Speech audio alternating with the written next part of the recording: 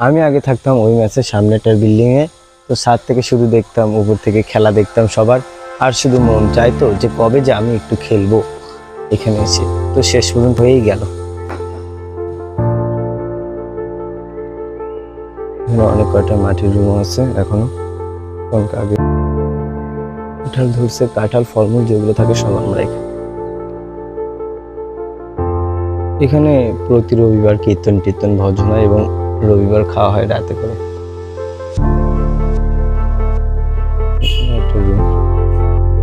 এখানে একটা বড় গেট আছে, এখানে গাড়ি থাকে, একটা কার থাকে, সিএনজি অনেকে থাকে। আর এটা সবচেয়ে পুরনো মন্দির এখানকার।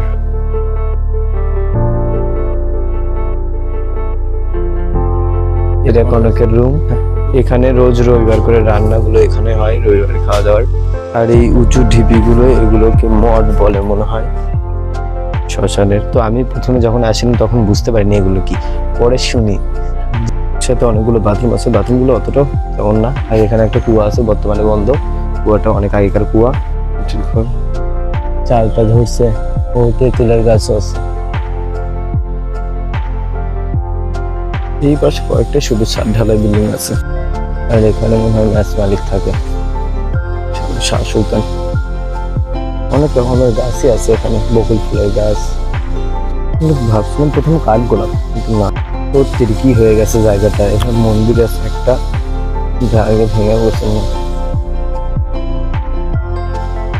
আর এখানে থাকে একজন পাগল মানুষ, আসলে কিছু না কিছু বলে, ওই তো সারাদিন চান করে, এখনো চান করছে ওই পাশে।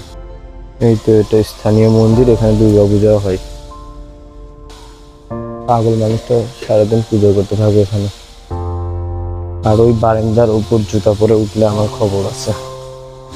এই পাশে দুইটা বাথরুম আছে। তো আমার রুম ওই একবারে কানেক্ট। আমি এখানে আসি বাথরুমের জন্য, কারণ এই বাথরুমটা একটু ভালো টাইলস করা আছে।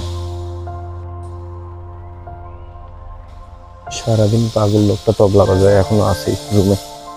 অবশ্যই এগুলো চাষ করছে, লাগাইছে অনেক সবজি।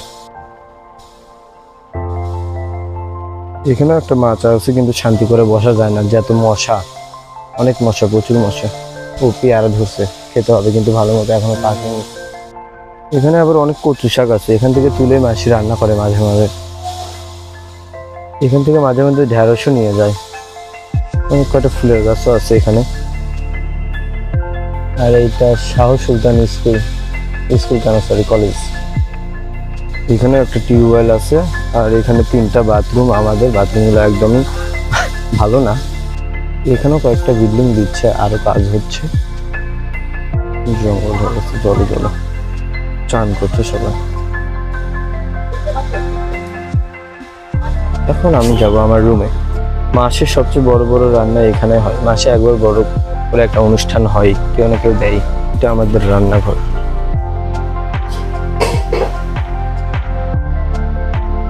কি দিয়ে রান্না হচ্ছে মাসে আজকে? ও মাসি, আপনার আজকে কি দিয়ে রান্না হচ্ছে? ও খিচুড়ি সকালের নাকি? গ্যাসের চুলা।